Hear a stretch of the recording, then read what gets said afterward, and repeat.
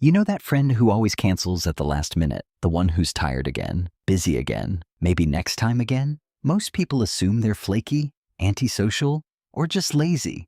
But what if they're not avoiding anyone at all? What if they're protecting their energy in a world that never seems to slow down? And what if that friend is actually you? If a quiet Friday night in pajamas feels more exciting than a crowded bar, if staying home feels like relief instead of missing out, then this might explain something you've felt your whole life but never had the words for. Today, we're breaking down the psychology of people who love staying at home. And by the end of this, you might realize you were never boring. You were just wired differently. 1. Staying home is how they recharge, not how they hide. For some people, staying home isn't about avoiding the world. It's about recovering from it.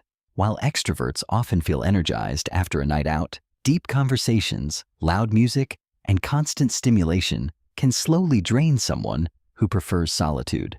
Even enjoyable social interactions require processing, reading facial expressions, responding appropriately, keeping the conversation flowing, managing impressions. That takes neurological energy. Psychologists often explain this through optimal arousal theory, which suggests that every person has a different level of stimulation at which they function best. Some people feel alive in chaos. Others feel overwhelmed by it. When stimulation exceeds their comfort threshold, their nervous system shifts into stress mode. Their heart rate increases slightly, their senses sharpen, and their brain works harder to filter noise. It may not look dramatic from the outside, but internally, it's exhausting. Home becomes the reset button. It's quiet, predictable, and free from social performance. There's no need to impress, entertain, or respond. The brain can downshift. The body can relax.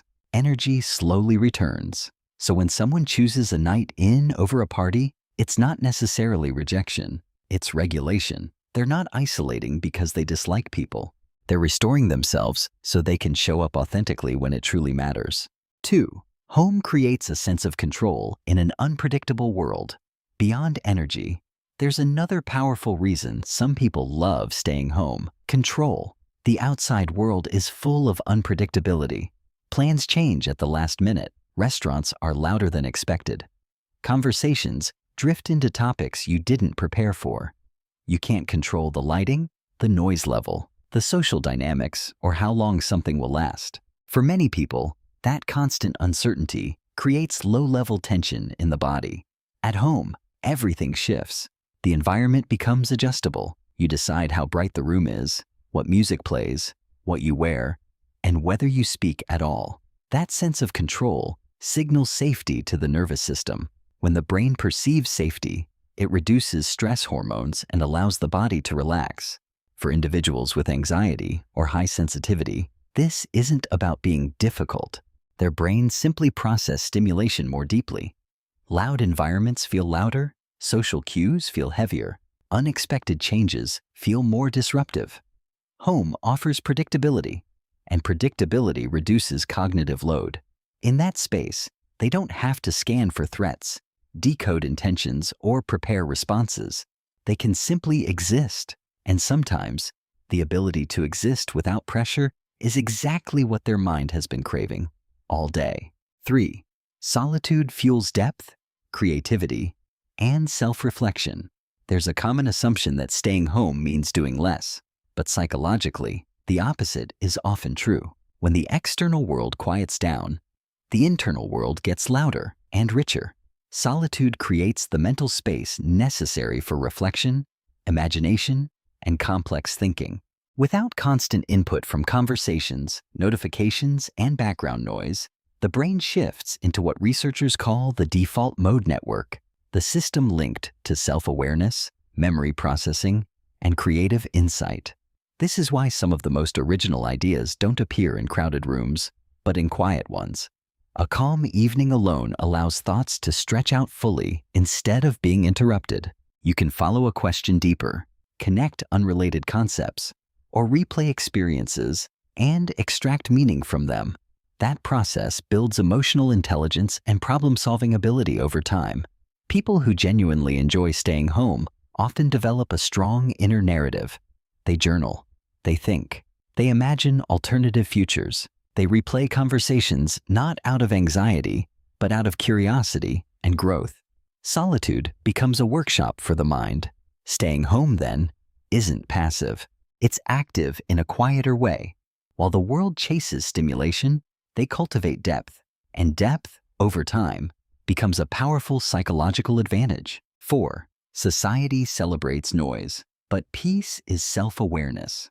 We live in a culture that glorifies visibility. Live your best life is everywhere, on social media captions, in party photos, in highlight reels that make constant activity look like fulfillment.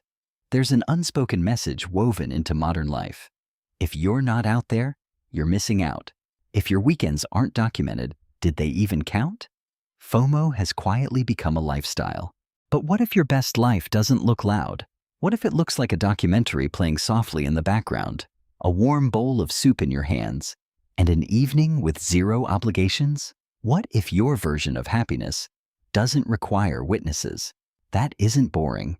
That's self-awareness. It takes clarity to admit that overstimulation doesn't equal joy for you. It takes confidence to step away from comparison and choose what genuinely feels good instead of what looks impressive. People who prefer staying home aren't lacking experiences. They're simply selective about them. They don't need constant motion to validate their existence.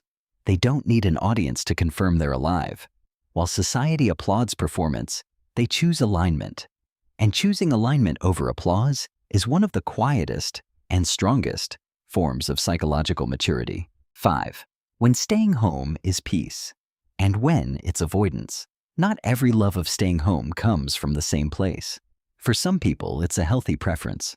They spend time alone, recharge, reflect, and then re-enter the world feeling grounded. Solitude fills them up. After a quiet night in, they feel clearer, calmer, and more like themselves. That's peace. But for others, staying home can slowly turn into something heavier. Social anxiety can make every invitation feel threatening. Depression can whisper, "What's the point?" Past trauma can teach the nervous system that outside equals danger. In those cases, home becomes more than a refuge. It becomes a shield, and sometimes a cage. The difference isn't always obvious from the outside. Two people can decline the same invitation for completely different psychological reasons. The key question is internal. Do you stay home because it restores you? Or because leaving feels overwhelming before you even try? One choice is aligned with your nature. The other is driven by fear. Recognizing that difference requires honesty and emotional maturity. It means checking in with yourself instead of labeling yourself. Staying home can be self-care, but it can also be self-protection that's no longer serving you. Understanding which one it is may be the most important psychological insight of all.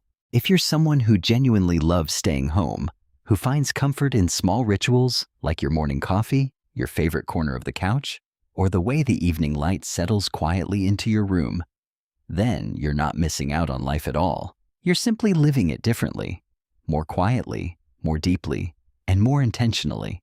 You don't need constant noise to feel alive, and you don't need an audience to validate your happiness because your inner world is already rich enough. So tell me honestly, do you stay home because it brings you peace? Or because stepping outside feels heavier than it should? That distinction matters more than most people realize.